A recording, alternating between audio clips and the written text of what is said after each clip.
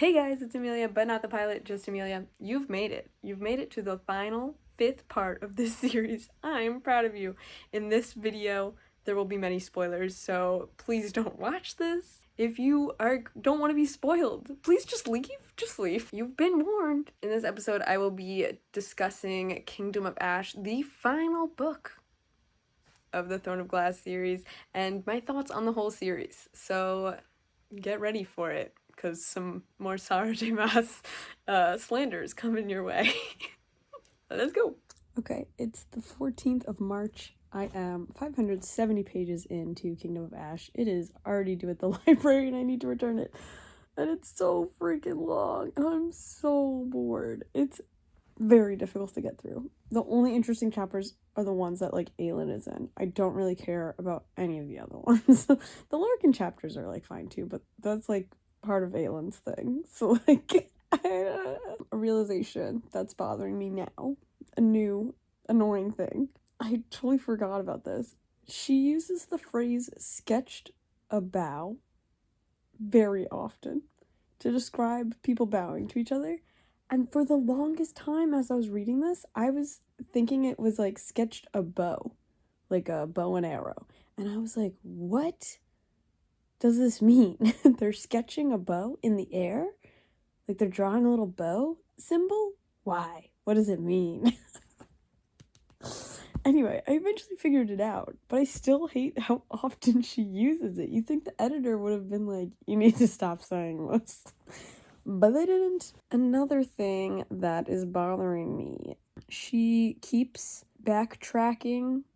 There's plot holes, and then she keeps solving them after the fact, such as the fact that Rowan could no longer feel Aelin's injuries, such as the whipping on the beach and the tortures in Dornell. He didn't feel any of them, and he's like, oh, I didn't feel them because the bond only works when when you're in grave danger. Like, she definitely just like realized after the fact that she made this thing and then now it's a plot hole, and that's why she put that conversation in, and it just pisses me off. It's like lazy writing. Let's see. We just had some big battles. No one's dying. Absolutely no one important dies, and I'm so tired of it. There's no stakes is my biggest problem with these books. You know they're all gonna survive because she never kills off anybody, and it's like there's just no stakes. You know they're gonna live, and I just don't care, because then it makes all of the battle scenes less intense and less exciting, and it really detracts from the book, because it's like, oh no, he got a big grave injury, bet you he'll be saved at the end and then some healers will fix him or something. I don't know. Like Lorcan just got really injured at this battle in Anil, and then I was like, oh, well, maybe he'll die. Nope, I know he won't die, but I don't know how they're gonna save him yet. And then Hilda goes out to save him, right? And everyone's like, oh my god, they're gonna die. I know they're not gonna die. She wouldn't do that. And then she didn't. She also, like, I think forgot that Hilda, like, broke her ankle. Like, I feel like there's a lot of things that happen that I, as the reader, feel like, oh, that's a detail that seems important. And then the detail gets, like, completely forgotten. Never acknowledged. And I don't know if they just edited that acknowledgement out because these books are so freaking long, or like what. Because in that battle, when Hilda went and saved Lorcan, she gets off the horse or whatever, and she like completely snaps her ankle. And so me, as a avid reader, picked that up and was like, oh, maybe this is the part where she's gonna like get her ankle fixed, because now there's all these like really good healers around. They'll be able to fix her ankle, and they have a reason to do it now because it's like actually broken again, so they can fix it. And then the next scene we see her and she's just like hanging out at Lorcan's bedside. Another thing that bothers me is that Rowan is so strong. I don't know how to explain it. Aelin and Rowan's power is supposed to be connected, right? She's supposed to be able to pull on his power and he's supposed to be able to pull on her power because they're Karanom. But then they also, like, they describe Rowan getting really close to a burnout. They describe Aelin getting really close to burnouts. And in my head, if their power's connected, then when one gets close to a burnout, the other one should too, because they're digging from, like, the same well, almost. Like, they have 2 separate wells, but they're pulling from both. It's connected, right? So it doesn't make sense to me that he could get close to a burnout, but she's not. And then it also doesn't make sense that, like, he got close to a burnout and then was able to change into a bird, fly to her, pick her up physically, and then put her on a bird, when he was, like, literally on his knees being held up by Gabrielle and Fennier. What? How do you say his name? I just realized I've never said it out loud. I don't know how to say that kid's name. Fenniers? I never had a problem reading it. It looks like a normal word when you read it, but now that I'm trying to say it out loud, I don't know how to say it. Gabrielle and Fenniers was holding Rowan up because he was so close to burnout trying to do his air powers. But then he just changed into a bird and went and picked Aelin up. That doesn't make sense. It doesn't make sense. I'm only reading it because I want to know how it ends. Because since I have started this series, I have absolutely no idea where the plot is going at any point, because I don't think Sarah J Maas knows either. It almost feels like with each page, she just makes up stuff and then is like, I guess they'll go to Dornell now. But there's, like, no reasoning behind anything, and, like, the plot doesn't make sense. And you could argue, like, oh, Amelia, that's how books are written. Like, the author just writes stuff and it works out. But, like, you gotta plan a bit. And I'm sure she did, but, like, it's just written so poorly. I don't understand why these are so popular. Like, unpopular opinion, but I think these books are bad. They're bad fantasy. It's not even good. It's not even, like, fan fiction level, although it sort of reads like fan fiction. Anyway, let's see. What are my predictions for the rest of this book? Aelin and the witches are gonna go to aid Adian to save Orinth. They're gonna have a big battle. They're gonna defeat Erewhon. Nobody's gonna die. Lysandra's gonna get involved with Rolf. Adian's going to get involved with maybe Ansel, or Ansel will be with Kashin. I don't know. It's gotta be more heterosexual romances. I know it's coming. I also feel like Ilda and Lorcan will become Queen and King of Doranel. I don't really know why, I just sort of feel like that's a vibe. Even though Rowan said his, like, cousin was technically on the throne, maybe. I don't really know. Dorian will get the 3rd key, and then he'll close the lock, but not die. And then he will end up with Manon, happily ever after. And I'm really assuming the entire book's gonna end happily ever after for everyone. If Lysandra gets back with Adian, I'm gonna be sort of pissed because he's been so awful to her and she deserves better. And she said as much, and if she goes back to him, I will be literally pissed and might stop reading the book. And Fenris will end up with somebody too, I think, maybe. Or maybe he's more like a dad. Fenris and Gabrielle are like big dad vibes.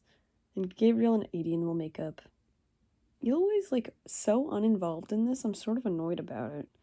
And then Manon will technically rule the Wastes with Ansel. I feel like I already know where this book is going. There's no one's gonna die. I'm so positive right now that no one is gonna die. Cut to me crying later in this video if someone dies. I'm gonna try to finish this book, hopefully soon. I still have, like, 300 more pages. I don't want to read it anymore. Did you guys think this was good? I don't understand. What did you like about this book? Can you let me know down below? What is good about this book? I also hate that Aelin's character was, like, starting to grow and then completely backtracked. She's so flat note. Like, she's an arrogant assassin queen. That is her character. And then now she went through this torture, and so she was really traumatized, and then she just said, nope, I'm not no trauma. And then they just moved back to normal. That's not what would happen. It's not. I cannot express to you how over this book series I am. I am just over 800 pages, I think, right? Yeah, 815. There's no stakes. I'll say it once, I'll say it again. There's no stakes in this freaking book. We get to the big moment where someone's supposed to die, which apparently I misunderstood, because I don't know if you remember before I was saying Lorcan should do it. Because I thought, originally, I remember The thing being that they just had to give up their magic, and then they will live. And they won't live forever, and they will live a mortal life, and then they will die. But they're gonna live still. But then the catch is they have to have Mala Firebringer blood in them, so that narrows down to Dorian and Aelin. Okay, fine with that, whatever. And then they have this like, oh, let's do it together, guys. They went and did this together. And then they were both like literally dying, which I didn't think was what was supposed to happen. I thought they were just to like lose all their magic and then be fine. Like, they're just gonna be mortal. I'm like, oh no. I literally can't with this friggin' series. It's so boring.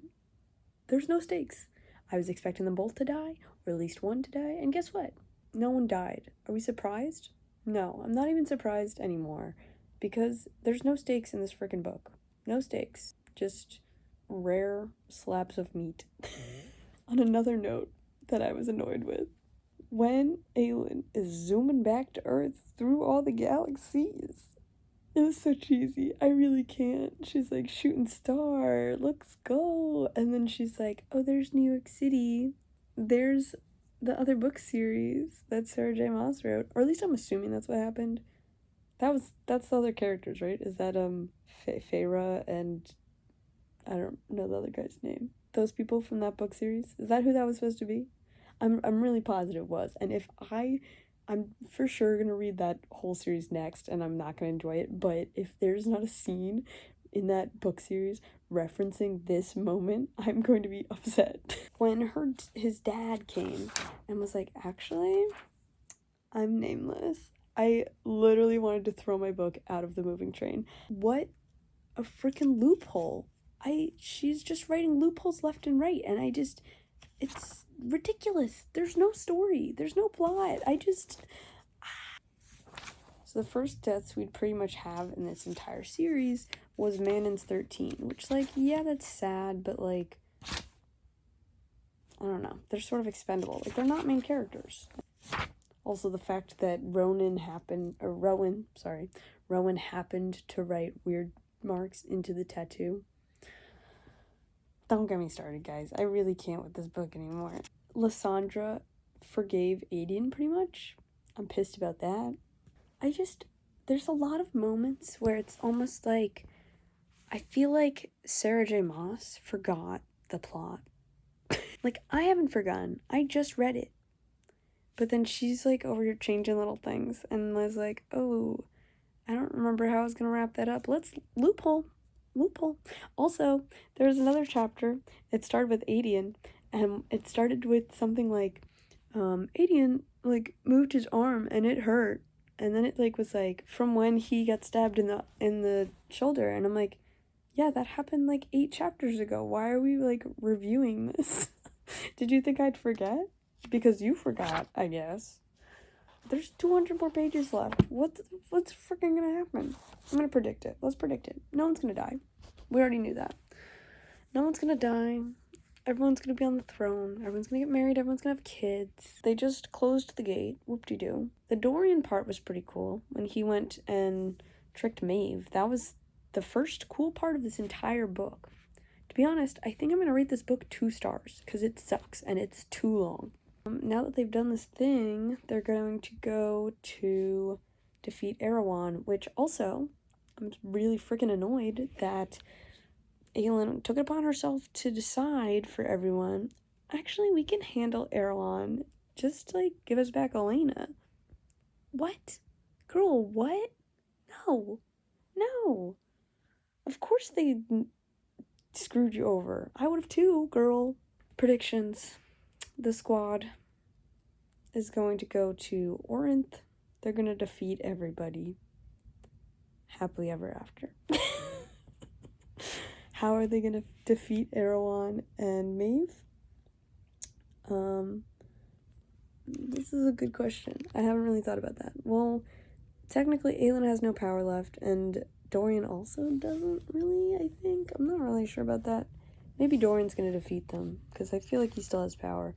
Or maybe Aelin's going to, like, dig deep down and somehow find fire. And then Fenris is going to kill Maeve. Or Maeve's going to kill Erewhon, and then they'll kill Maeve. Or maybe they'll all live happily ever after. I can't. I better finish this tomorrow.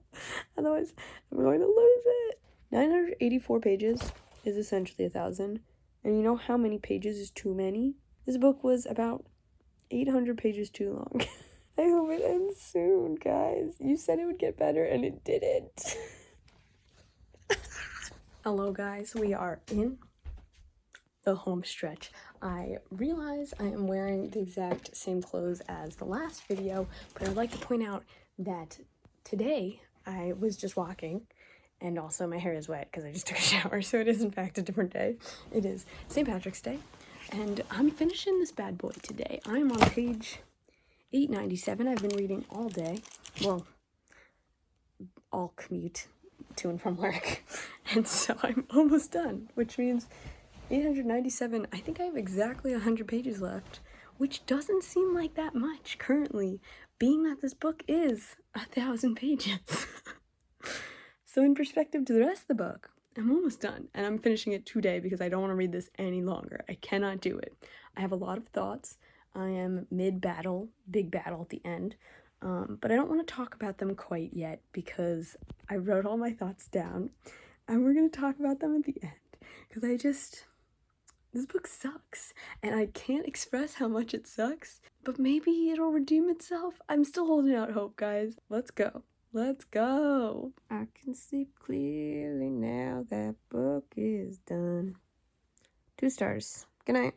So, I've finally finished this series. I just finished Kingdom of Ash yesterday, 2 days ago, so I've had a little time to digest my thoughts on this whole series. First off, why the hell was it 1,000 pages long? It didn't need to be. It was too long. I know I'm gonna be really hard on Sarah J Maas in the next like 15-20 minutes, so I apologize. It's not that she's a bad writer. I do think she has some really credible things happening, like how she was able to weave together all of these things. Everything was very nicely like woven back in. All the characters were brought back in from like the beginning, like lots of throwback things. Everything was all tied up. I really liked that.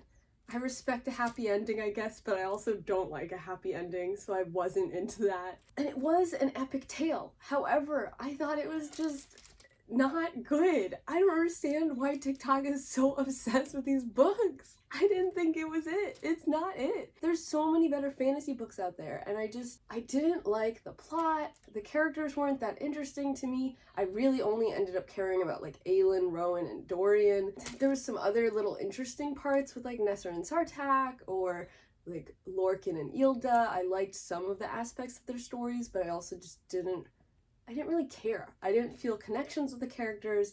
None of them really had arcs. Besides Aelin, I guess you could say. It just seemed all really tropey and cliche. I really disliked how she paired up every single character. Like, they all had to be in heterosexual relationships by the end of the book, or Sarah J Maas was gonna lose her freaking mind. Some plot holes that I did find and write down in my notes app while reading the end of this book. Things that did not make sense to me, that don't add up. The numbers of the Bane. So the Bane is Adian's legion of men. The Bane just seemed like limitless. In my head, I thought it was like a small legion of men, maybe 1,000 at most, like all really good fighters, but also like an elite task force type of vibe. That's what I thought. But then when we get to the battle, it seems like there's always Bane men at the front lines. There's no way that they were surviving the whole time, or that there was that many. I feel like there's just too many of them. It didn't make sense to me. Another problem I had with it, how many years does this book series take place? In my head, I usually feel like 1 book equals 1 year. And I know that's like not exactly how it happened, but I remember reading a sentence in here somewhere that said something about like, this was only the first winter. It was just a year ago that Aelin was in Endovir. There's no way that she was just in Endovir, because I know they've been through at least 2 winters, because there was a winter at the castle during her training battle Queen's Champion thing. There was also another winter that we went through, I swear, and then now the final battle is during like a winter times. I just don't understand. But meanwhile, they've all only aged up 1 year and had 1 birthday each. I don't know. I need someone to make a timeline because I'm so confused. It feels like we had 8 different winters, 8 different springs, and I'm just thinking, maybe Sarah J Maas just like lost the timeline a little bit and just put it whenever she wanted, but it was definitely confusing. Another thing I was thinking about in the end of this book, Rowan's cousins, we see them at the battle in the boats, the ocean battle, and he convinces all of his cousins and uncles that are there to come to their side. And it sounded like there was quite a lot. Like, I would say at least 12 different cousins with all of their armies is what I was thinking. But then when we get into this book, and the battles in this book, there's only 2 that they mention. It's like Selene, and someone else. I don't remember the other names. But they're also so unimportant, which is like, at this point, I was like, there's too many characters for all of them to be important. And it was just too much. And then they were using the cousins, just the 2 cousins, to like unfreeze an entire river, which I was like, that sounds crazy. Also, how are these cousins that strong? Do all of the cousins all have a wind and ice power like Rowan? I'm a little confused by the power system still. It's very unclear. Is theirs as strong as Rowan's? Less strong? How old are they? I got lots of unanswered questions, but I feel like the cousins were really forgotten about, and they were just used as a few little plot points every once in a while. I've noticed throughout these books that there seems to be like an inconsistent location thing happening, where she's writing a scene and it's unclear where things are. So there'll be a sentence saying something like, the book was over on the bed. She's talking to Rowan blah blah blah. She looked at the book in her hand, and you're like, the book was just on the bed. How did she get it into her hand? This makes no sense. And this happened a lot. Another thing that I feel like she forgot about was the Valg's like Dementor capabilities. The entire 3rd book, Air of Fire, is all about how the Valgs, like, if they get close enough to you, they'll like suck your soul out and make you scared. And I feel like after the 3rd book, that never really happens again. There's never that like darkness coming in. There's never that like all-encompassing fear that wrecks everybody. Of course, Maeve does it to the Cadre and Aelin a lot in this book, but I feel like it wasn't used elsewhere, and it was just like Valg princes that were doing it before. So that means every single one with a collar on it should have been able to do that. And I feel like it wasn't used at all, and I feel like it was a big deal that would have been difficult to overcome, and I think she sort of wrote herself into a corner, so then just decided to not use it anymore. The word carrion was used so much in this book, and I have no idea what it means. So together we're gonna learn. This is what carrion means. Thank you, Google definitions. Like, this is not a normal word. I feel like I don't use this in my day-to-day. I'm assuming it's related to battle. Is it? I don't know. I didn't really understand what it meant, and I didn't care enough to look it up, but it was used at least 8 times in this book. One of my biggest problems with this whole series is that Aelin has too much. She has too much power, she has too much trauma, but she essentially has no flaws because she's the perfect hero. She will always die for someone, she will always do it, she doesn't care, she will sacrifice, she'll go the distance. But like, I just feel like that's unrealistic almost. Like, I love a good hero character, but she has no flaws, like absolutely no flaws. Her flaw is that she really cares about her friends. Like, she doesn't have any like negative flaws per se, and it makes her character really flat, and I just didn't really enjoy her character because I thought she had too much, and then the trauma was like not really acknowledged. I just feel like she would have been more affected. Like, I feel like she would have been more affected by Endovier. I feel like she should have been more affected by Maeve's torture. But in the end, I feel like the only thing that she keeps going back to is Sam's death was her big trauma, and then obviously her entire family being murdered. But like, she's too mentally stable, I guess? I don't know. Some end battle thoughts. Where's Knox? Knox sort of just disappeared. Like, he was there for a while, he was becoming a plot point. I was like, oh, this is fun, we brought him back. And then like, where is he? He disappeared. I don't know. He's not in the end. Did he survive? I have no idea. There was also a monster called the Ilkin, and I feel like they were barely in it. They had like 2 big moments, and I was like, I feel like these monsters are not scary enough or like talked about enough to be involved this much. They should not be here. In the end battle, I definitely feel like there was too many different people, too many players going on. It was just too much, and she was trying to let them all have their moment to shine, and it was very epic, which was cool. I feel like it probably would have been a good, like, epic movie battle scene, but as a book, I sort of was like, I don't care. Like, I know all this is happening, sort of. Just focus on, like, one area, or this person and this person, the big stuff they're doing. I don't care that Lysandra turned into a leopard and then turned into this. I don't care that there's this other dude doing something. Like, I just don't care. Another end battle thought, I had said, no way Rowan would leave her there. So this is at the end when she's just like facing Maeve and Erewhon by herself, and it had said like Rowan couldn't shift because he had something in his arm, and then he was like, well, I can't fly out there, so I guess I'll just like make sure that this is all safe, and I gotta like defend the wall. I was like, there's no way he would do that. He would definitely, like, even though he's hurt, start running out the wall, like out there to her, which he did eventually, but I was like, this does not make sense for his character. Simply, how does Aelin still have that much power to be able to still do this like Maeve battle at the end? I don't understand. It doesn't make sense. The whole point of the keys thing is to put a check on her and Dorian's power so that they're no longer like this godlike force.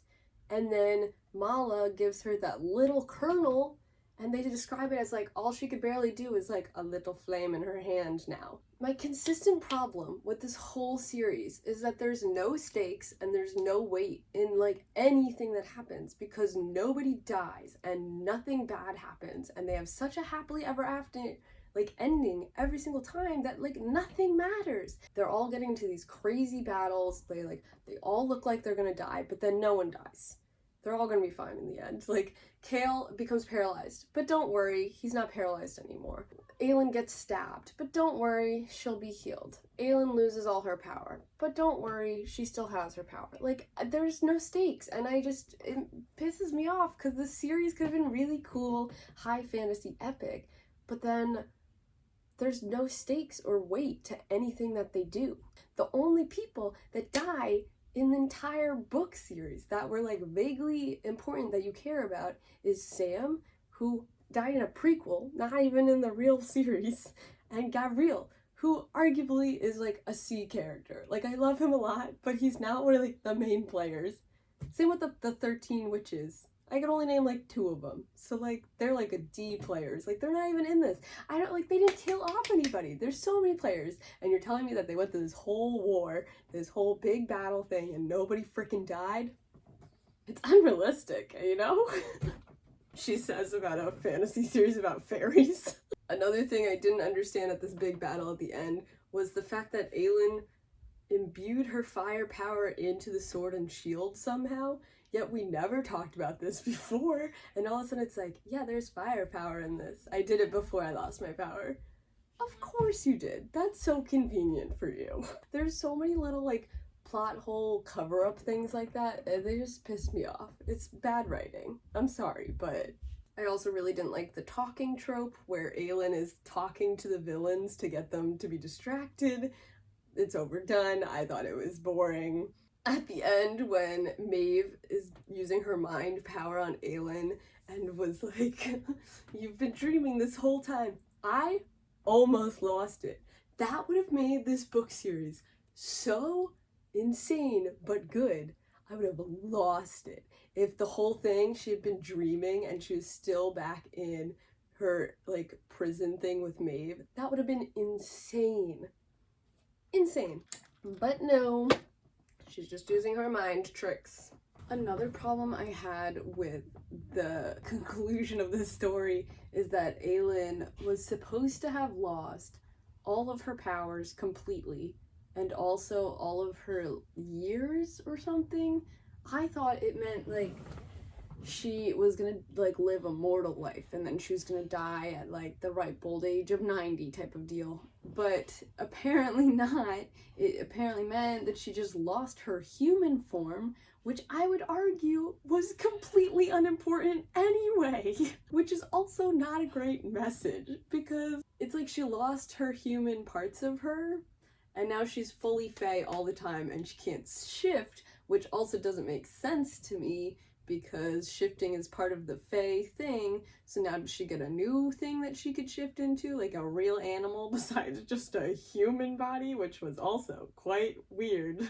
But they really treated it like losing her human form was not that big of a deal, and arguably it's not, because it wasn't, but I feel like narratively it should have been this whole big thing of like, oh no, now I lost this part of myself and I'm not gonna live forever or something. Just to have some sort of stakes, some weight to the stuff that happened to them. I just, there's no stakes or weight in this entire series. Why? In conclusion, TikTok lied to me and this series was not good. I gave this book 2 stars. I think I gave all of the other ones 3 stars, except for Assassin's Blade I really enjoyed. That one was 4 stars. I really also enjoyed Empire of Storms and Tower of Dawn, but I read them together in a tandem read, which was awesome. It was so cool. And I don't know if I would have liked the books if I didn't read them that way. So overall, cover-wise, I would give it probably 1 star. I think the covers are horrendous. Also, naming, 1 star. I don't like whoever started this trend, but I don't like that fantasy books are all named like this. The length was consistently too long. I feel like there's a lot of things that could have been cut out. There's too many characters, too much stuff going on. I could follow it all, but I just didn't feel like it was important, and I just didn't care. In conclusion, I'm never gonna read this series again. In conclusion, I don't recommend it. There's so many other better fantasy series out there. However, it also might be the fact that I'm not super into fairy stuff. Fairy, I think it's an okay plot device. I think they're sort of interesting, but I would say that I enjoyed Cruel Prince series better than this series. Cruel Prince is another fae series that was really popular on TikTok. Similarly, not like great writing, but I thought it was better than this. I just don't know. I don't understand the hype about Sarah J Maas. I'm not sure. Maybe it's the spicy stuff. I'm not into the spicy stuff, so I don't know. I'm gonna try ACOTAR, guys. I'm gonna try to read all of them. I think I'm gonna listen to them as audiobooks, actually, which is gonna be even spicier. So, we'll see if I make it through that, so please stay tuned. But I could barely handle the spicy scenes. Empire of Storm, I thought it was so funny. I didn't think it was sexy, I thought it was really funny. And the amount of times they use the word manhood, I was like, is this a fan fiction? I hate that. Also, not aelin collecting men like Infinity Stones. I really wanted her to get a new man every single book, and she didn't. In this one, she gets Dorian. And then in this one, she gets Kale. In this one, she gets Rowan. In this one, it's like she's sort of getting Adian, but then you're like, oh, they're cousins, that's really weird. In the prequel book, she's got Sam. So there we go, we got 5 men she's collected. The power is mine. And then in the next one, she collects the cadre. So she gets Lorcan, Gabriel, Fenrirs. She's just collecting them like Infinity Stones. You know what I'm saying? Like, she's about to end them all. Something I did enjoy from the final book, though, was that other characters got their moments to shine. Like, Irene and Ilda ended Erewhon. That was pretty cool that they did that instead of aelin. I enjoyed that. I also liked that Dorian really impacted Erewhon and Maeve's storyline. He was able to like take some of her power out, which I still think is crazy, and I feel like there's no rules to the powers in this book, which is why I had such a problem with them. It was like he took part of her power but not all of it. Also, how is he able to do that? Can other people do that as well? Is aelin gonna go around snatching people's powers? I've got questions. Now it's time to go to the library and get rid of this chunk of books. Been sitting on them for a while. I think my library's gonna get a little annoyed. I did read them all within like a month though, so I think only one of them is overdue. Thank you so much for watching this series. I spent a lot of time reading this book series that I will never get back. I will indeed be reading ACOTAR next. I'm not excited for it, and I don't think I'm going to survive it very well. I think I'm going to listen to it as an audiobook because I see TikToks with the voice reader a lot, and I think they are funny. I think I'm gonna do that. Also, tune into my TikTok. I think I will be making some TikToks about ACOTAR, just because that seems like the place to be. Thank you so much for watching. Bye!